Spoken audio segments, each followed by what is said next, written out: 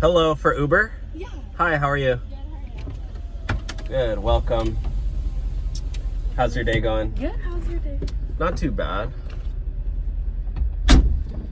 So, you just off to the airport? Yeah.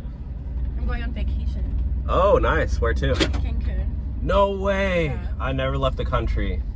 Really? Yeah. Do you go out of the country a lot? Well, this is like my second time this year. This year? Yeah. Dang, you must be rich. As in, if I could wish. Yeah, your parents are rich. Hey, what'd you just do? Nothing. I just got a notification. You just canceled the ride? No. You just canceled the ride. You're trying to scam me for a free ride. Why would I do that? Are you serious right now? No, like, why would I do You're that? literally rich, preying on a poor person Okay, myself. You can fall back real quick because, like, that makes no sense. Why would I do literally make $5 an hour and you're trying to get a free ride? that? That sucks. Sounds like And a it's personal problem. 30 more minutes. Like, that's Okay. an expense. This was gonna feed my children. You're like 20. You do not have any children. Why did you cancel the ride? Because I didn't cancel the ride. You know what?